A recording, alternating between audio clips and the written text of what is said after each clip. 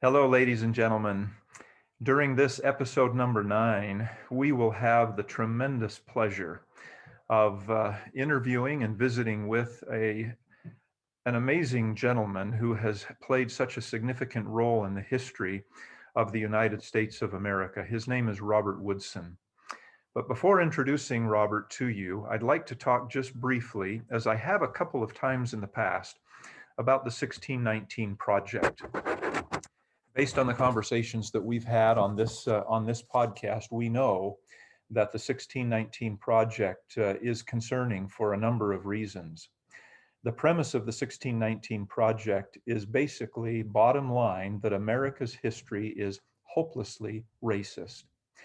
Basically, the 1619 Project posits that America's history began not with the arrival of the Pilgrims in 1620, but rather with the arrival of the first slaves in 1619. The 1619 Project aims to reframe the entire history of America, steeping it in slavery and racism, and forgets entirely that lofty ideal that was established by our founding fathers in the Declaration of Independence, where they declared that all men are created equal.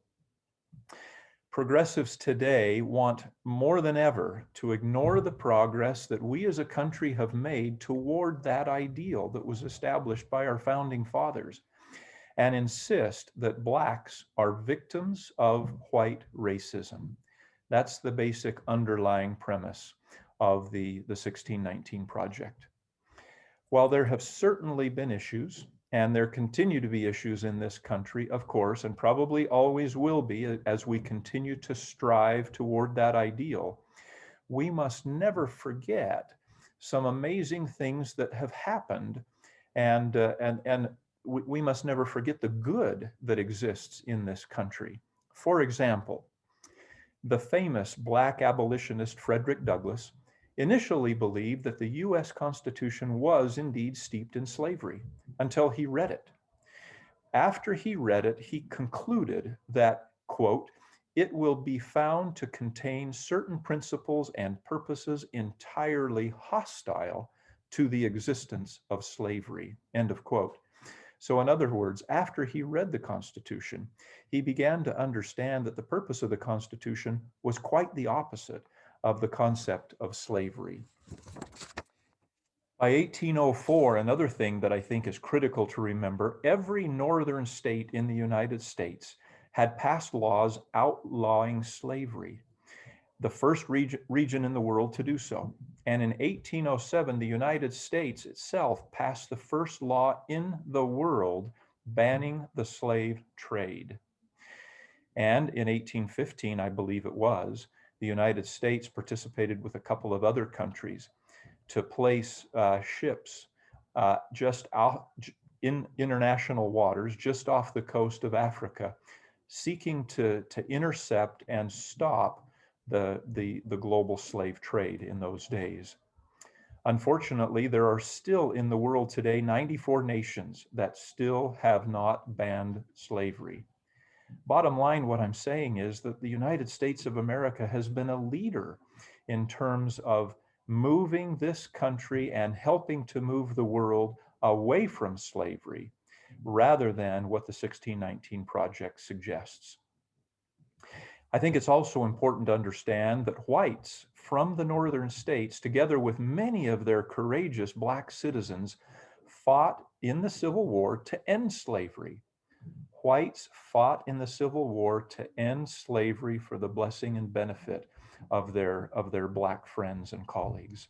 And whites in Congress passed the resolutions calling for the 13th, 14th, and 15th Amendments to the Constitution that, number one, abolished slavery formally, and then number two and number three, gave Blacks civil rights and the right to vote. It was whites that took the leadership to do that on behalf of their colored brethren and friends. And then, of course, as we all know, the Civil Rights Act of 1964 allowed further progress toward that ideal that all men are created equal by prohibiting laws and other systems that are inherently racist. And unfortunately, there still were too many of those laws in this country in effect in 1964. This country, my friends, has made so much progress toward, as I've said, that ideal established by our founding fathers. A number of professors today are attacking the credibility of the 1619 Project and its creator, the creator of that project, Nicole Hannah-Jones. What is her response? She has said, quote, "I don't care about what's accurate. I'm trying to change the narrative," end of quote. And why would she want to do that? What would be the purpose? George Orwell, in his book 1984, said, quote, "Who controls the past controls the future. Who controls the present controls the past." The effort by the progressives on the left is to control the narrative in order to control the future. And they do that by remaking and trying to rewrite the history of the United States of America. To talk about this subject and other subjects, I'd now like to introduce Mr. Robert Woodson. Mr. Woodson was an active participant in the civil rights movement with Dr. Martin Luther King Jr. back in the early 1960s. In 1981, he formalized his neighborhood empowerment movement by organizing the Center for Neighborhood Enterprise. That Center for Neighborhood Enterprise was later rebranded in 2016, and today is known as the Woodson Center. The purpose of the neighborhood empowerment movement is really to promote self-help solutions in low-income neighborhoods. What a marvelous idea and approach that is being taken and led by Mr. Woodson. On the Wikipedia page that's devoted to Mr. Robert Woodson, it describes the purpose of his neighborhood empowerment movement. It says, quote, "Rather than a poverty program directed by some government agency, Woodson's program seeks out families in these troubled neighborhoods that have prospered and persevered to learn from their success." Now, Mr. Woodson rejects the victim label that too many seek to apply to the Black and other minority communities, and which, of course, is further enhanced by the 1619 Project.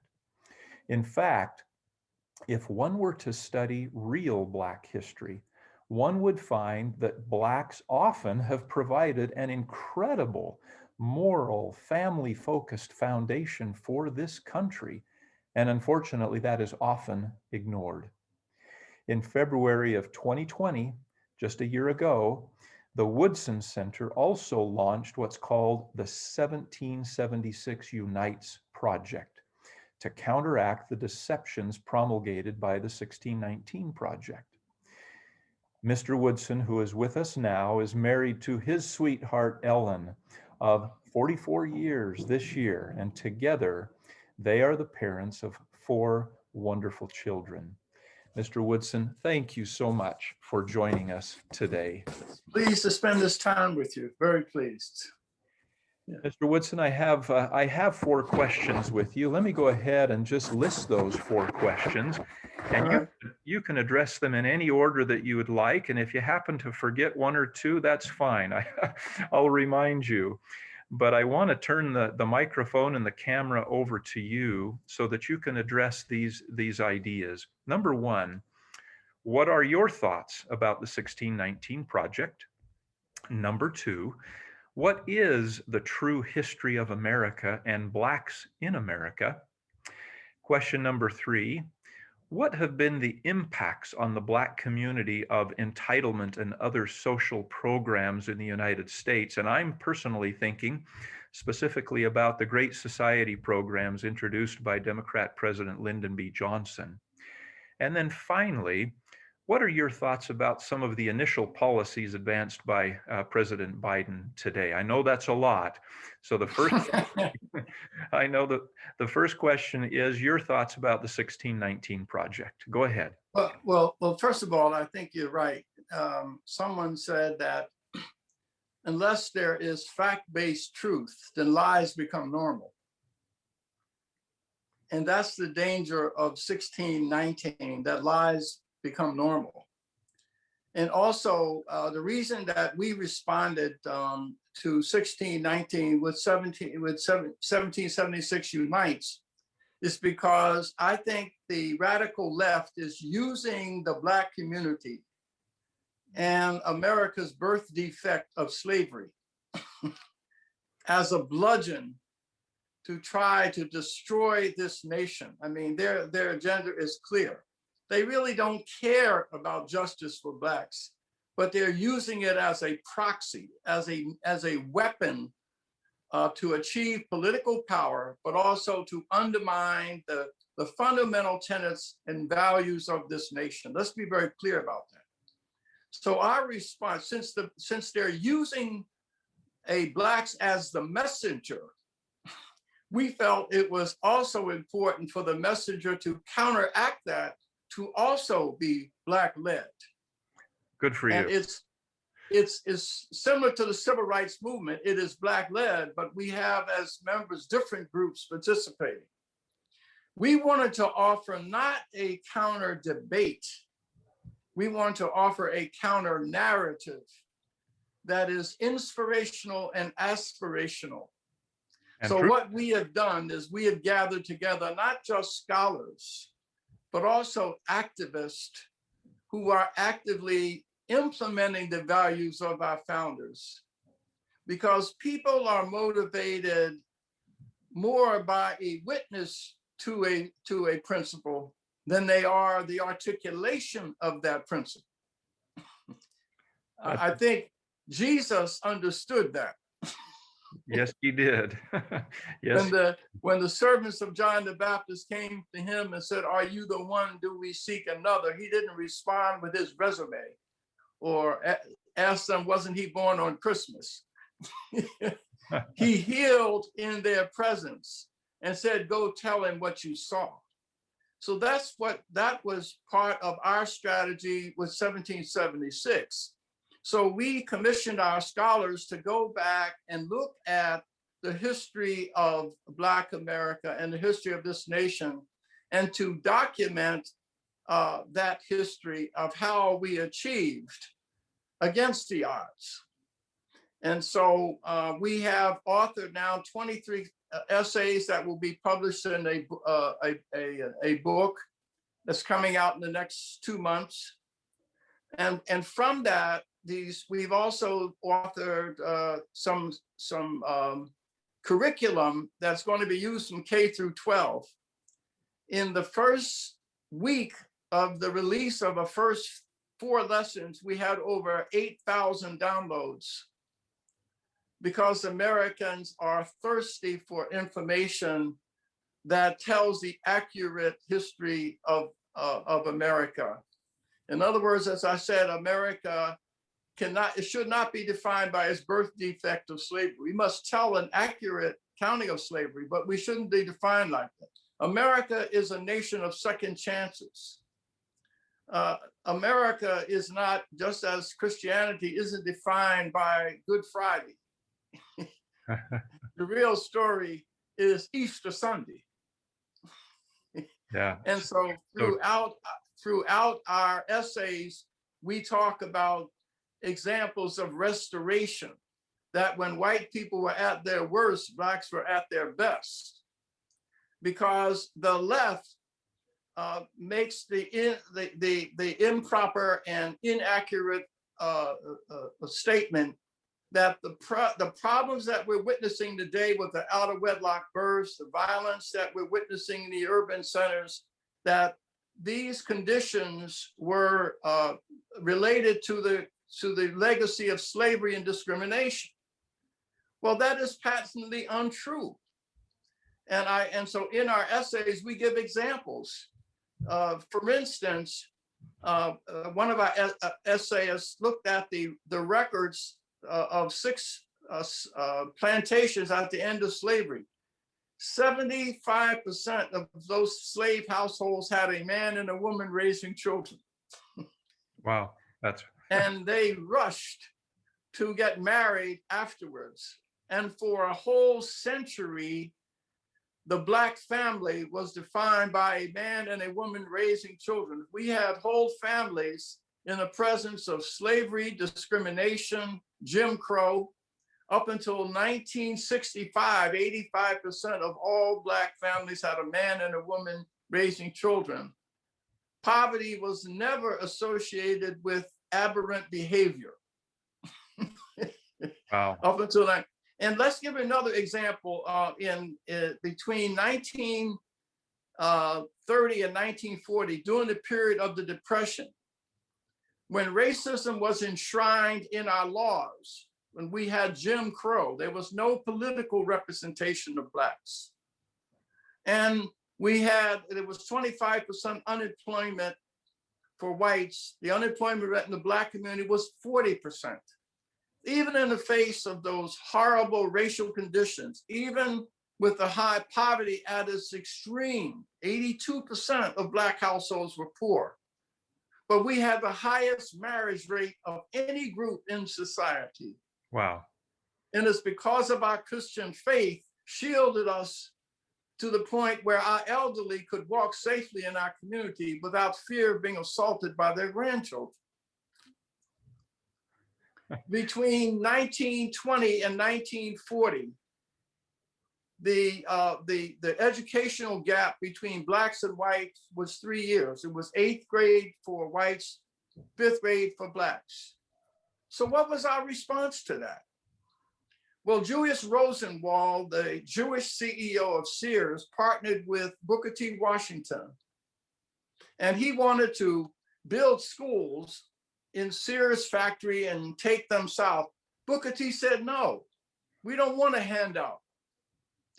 So he put up $4 million, and the Black community matched it by selling dinners and working.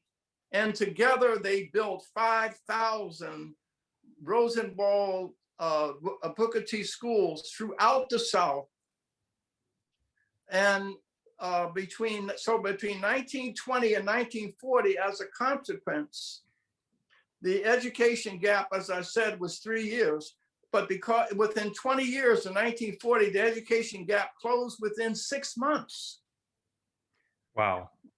When those schools had used textbooks and overcrowded classes. This is what we did. And so what we do, and then after slavery, 75% of Blacks were illiterate.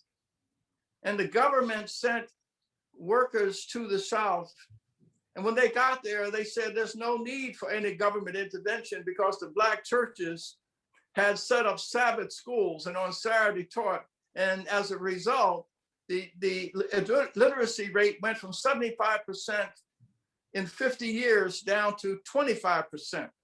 That has not happened anywhere in the history of the world. You know, Mr. Woodson, that makes me want to say hallelujah. Thank goodness that there is a community within this wonderful country of ours that has demonstrated that government doesn't need to be the solution to all of our problems. Thank you for sharing some of these amazing stories of the power and capability of the Black community within, at times, unfortunately, an environment that has been oppressive. But by the same token, this country of ours has also made amazing and significant progress. It is because of our capitalist system, the fact that there were 20 Blacks who were born slaves who died millionaires. Robert Smalls, for instance, is an amazing example of that. Robert was born in Beaufort, South Carolina, and he worked as a slave on a supply ship during the Civil War. Well, when his masters went on a Friday night into town, he commandeered the ship, and he and 5 other slaves picked up their families and put on the cap and the cloak of the master, and guided the ship past 5 different forts and turned the ship over to the Union Navy. Well, he was celebrated throughout, and it convinced Lincoln to allow Blacks to fight in the war. Well, Robert, after the war, became a successful businessman, and he also, during Reconstruction, served in the Congress. And he went back and purchased the foundation, the plantation where he was a slave. Oh, And since the mother, the wife, and the children were impoverished because of it, he actually took them in. And the mother was delusional, so he allowed her to continue to sleep in the master bedroom, which to me is an act of profound radical grace. it is. It really is. Some of these stories are amazing, and unfortunately, we've lost these stories in our education system. Some have suggested that all you need to do is trace it back, I believe, to Woodrow Wilson in his 5-volume history that basically uh, whitewashed American history and eliminated blacks and all of the incredible contribution that blacks have made in the history of our country. What are your thoughts?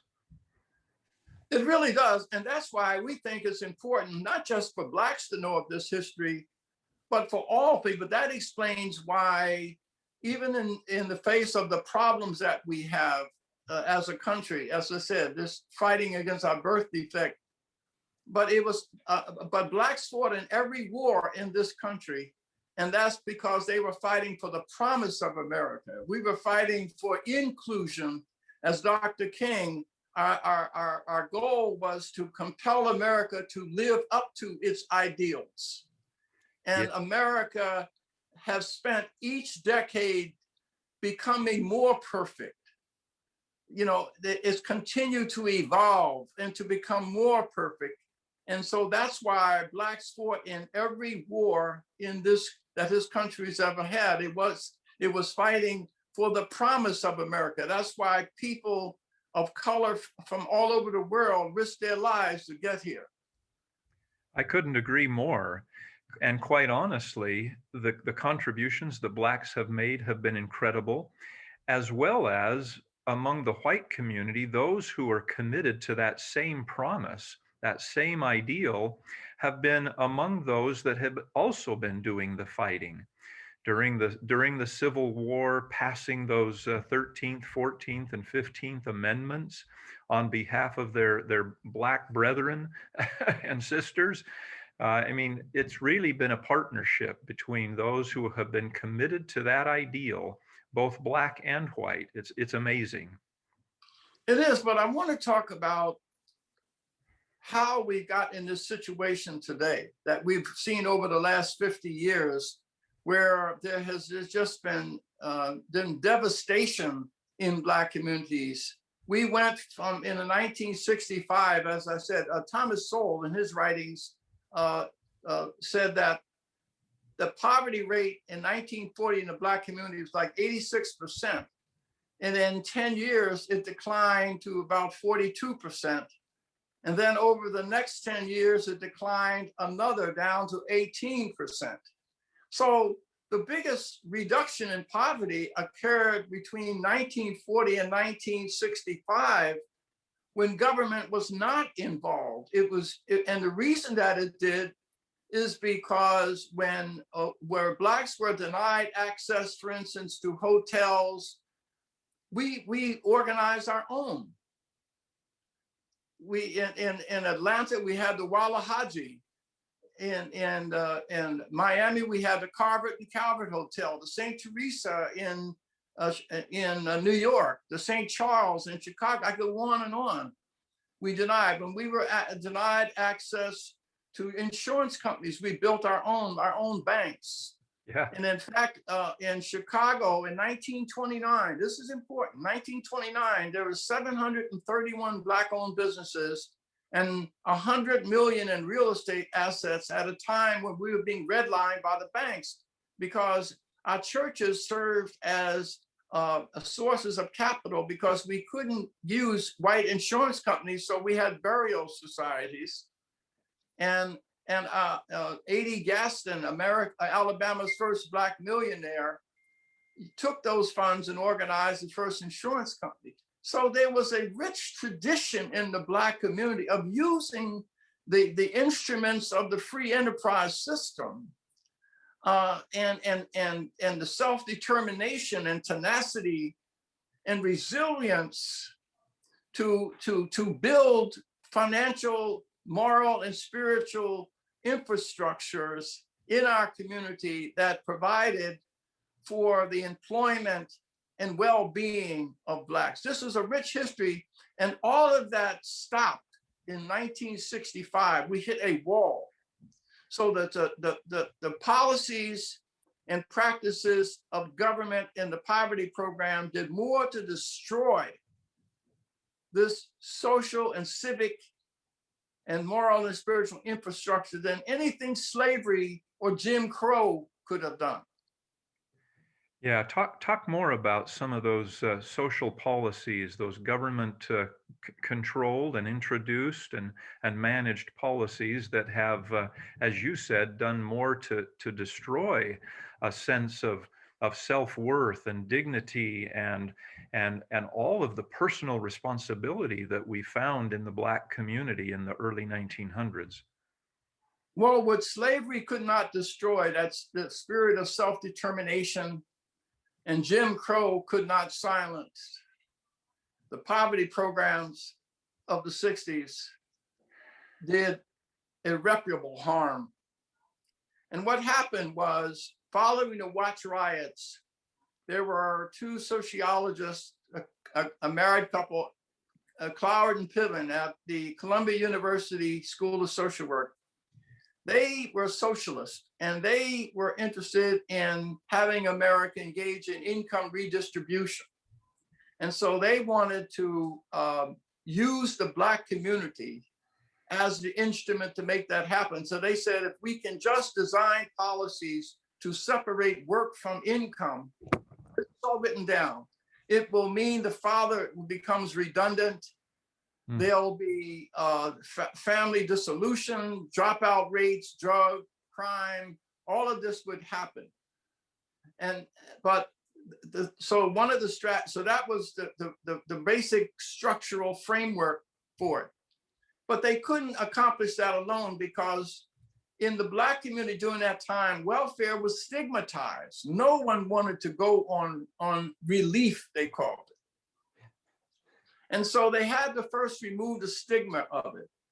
And they were helped by the women's movement at the time, who were interested in discrediting the role of the father. And also the Black Power movement contributed, because they said that the nuclear family is Eurocentric and therefore racist, and therefore the standard of the nuclear family should not be a standard for Blacks. So you had those kind of social forces. But even having those social constructs was not enough. The federal government came along with the poverty programs and welfare and made it more generous. And they actually set up recruitment offices in the Black community to actively recruit people onto the welfare system. And so the combination of these forces saw a tremendous, Fred Siegel in his book, The Future Once Happened Here, has this well documented. Wow. And he talked about how the welfare rolls, people just flooded in by the millions over a short period of time, because Cloward and Piven said, we want to make government bankrupt. And remember, the city of New York did go bankrupt under John Lindsay, a liberal Republican mayor.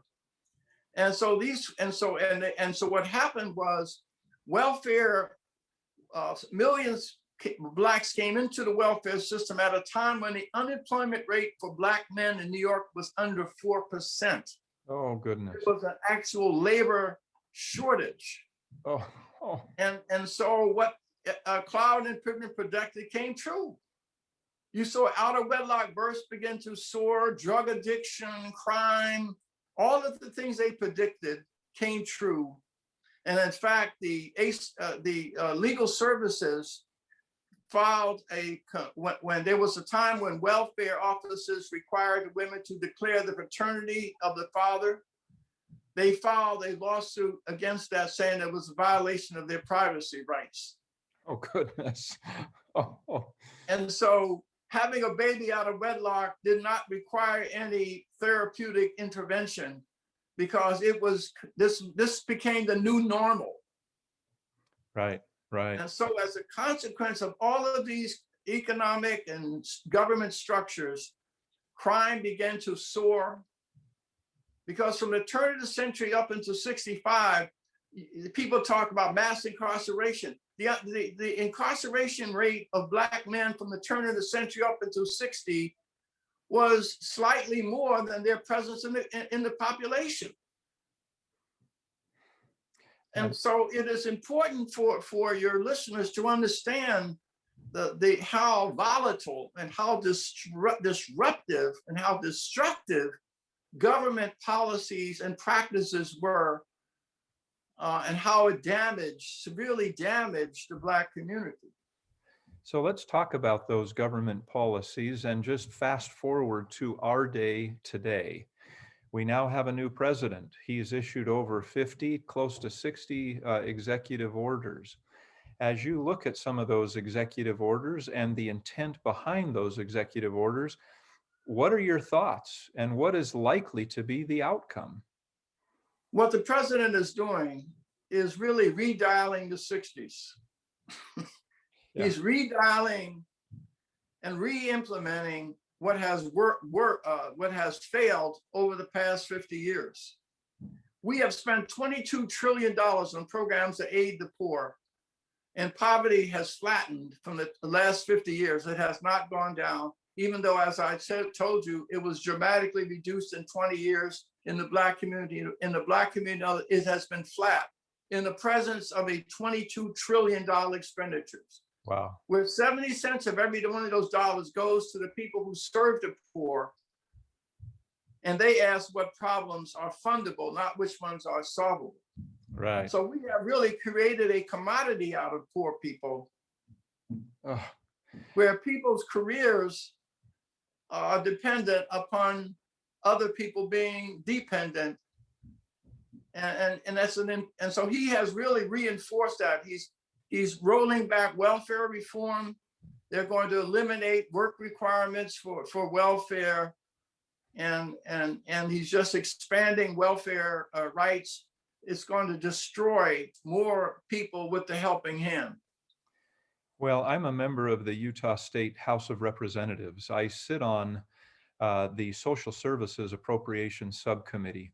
During this last year, I engaged in an effort to study every one of the social programs that we have in place here in the state of Utah, with the effort to identify where can we encourage work and personal responsibility. But because so many of these social programs originate in Washington, D.C., and specifically stipulate that work requirements must not be part of this program, it just basically creates this tendency toward dependency rather than independence, which is the environment that caused this country of ours to thrive during those first 150, 200 years, and that caused the Black community to thrive during the early 1900s until the advent of significant social programs. Our time is about up, Mr. Woodson. Your participation on this program is so much appreciated. Your perspective is so invaluable. Is there anything that you would like to add as we conclude? Yeah, in spite of that dire tone, what we're doing at the Woodson Center in 1776 is we're solutionists. Wonderful. And we're going into those communities. If you say 70% are dysfunctional, it means that 30% are raising children that are not dropping out of school and jail. We're going in and finding out what the magic sauce is. So what's working among the 30% can be applied to the challenges of the 70%. And that's what 1776 is all about. We are about looking to the future and building on the strengths. And our thrust is we're into resurrection, not crucifixion. That's wonderful. Is there a story from your neighborhood focused efforts in the 1776 Unites that you'd like to share as we conclude that you think would help to kind of put us on that positive trajectory to the future? Yes, just one, an individual and one a collective. One of our groups in Washington, D.C., Kenilworth Parkside, 3,000 residents and 642 units, one of the most drug-infested, crime-ridden neighborhoods. The residents took over control of their neighborhood and we drove out the drug dealers, paid their rent on time, and sent 620 children to college, thus eliminating teen pregnancy. Wow. That is an island of excellence. And then one individual story, there was a mom who for 3 years was raising her daughters in a homeless shelter and sleeping on the back seat of their cars. And the kids were studying by the light of a cell phone. Well, when the kids graduated valedictorian and salutatorian and started college as sophomores because they took so many advanced placement courses. These are the kind of achievers against the odds that we must be on the lookout for them. And when we find them, we should celebrate them, learn from them, and build upon their success today. Robert, Mr. Woodson, thank you. Thank you so much for the inspiration that you have shared with us, for the incredible work that you are doing in some of the most important communities in our nation, and helping us to see the true history of this wonderful nation. Yes, we still have our challenges, but we have established that ideal so high, and we keep making amazing progress toward that ideal. Thank you so much for being with us today. And thank you.